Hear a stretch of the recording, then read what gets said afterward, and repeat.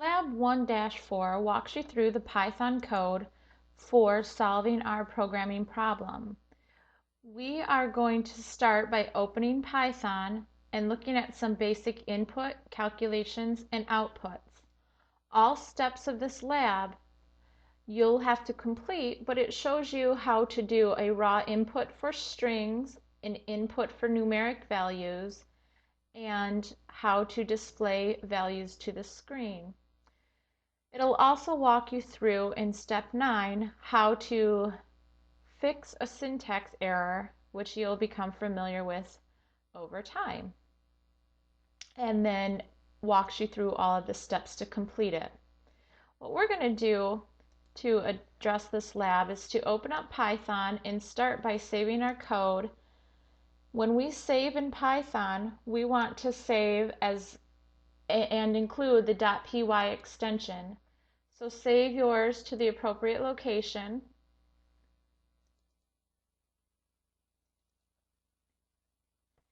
And lab1-4.py.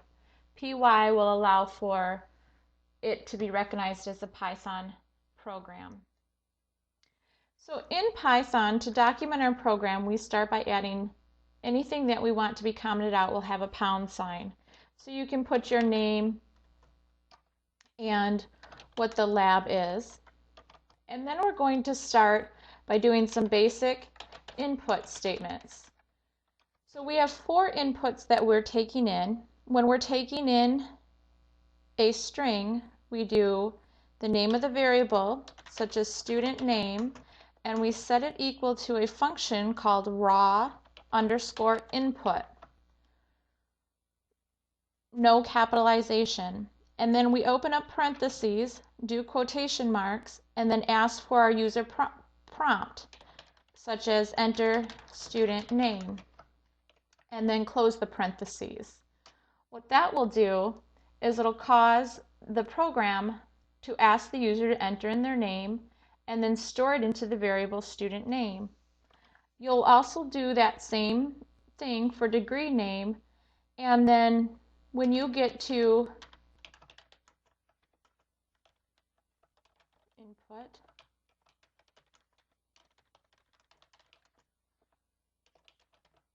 when you get to your numeric values, you use an input statement.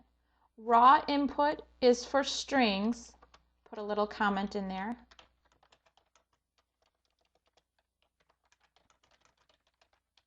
And input is for numeric values. So my 2 numeric values are credits that are required for the degree and that credits left. So I'll do 1 credits required, and that's equal to input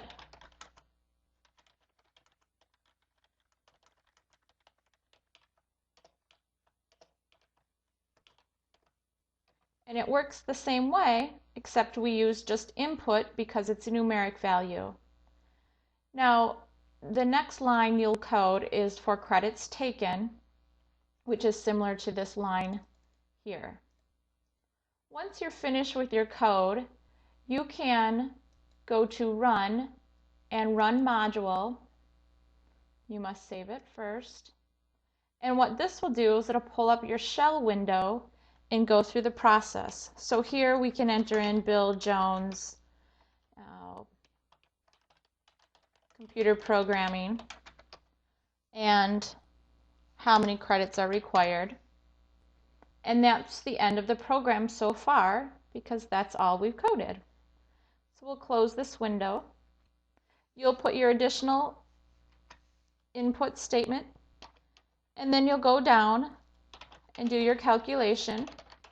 Your calculation is a simple equation where you're determining what credits left is equal to. So credits left equals credits required minus credits taken. After that, you're going to do your output statement. We have 3 things that we want to display here. We're going to use the keyword print, which is all lowercase, and then we put a string literal in front of the variable so we have a complete sentence. We can say the student's name is quote, comma, and then the variable student name. And you can continue that process for your 2 additional outputs. Now when we do our print statement, that's going to go to the value that was entered up here and display that to the screen. So we can run it. Bill Jones, computer programming 63, that's all we've coded so far. Then we just print the student's name is Bill Jones.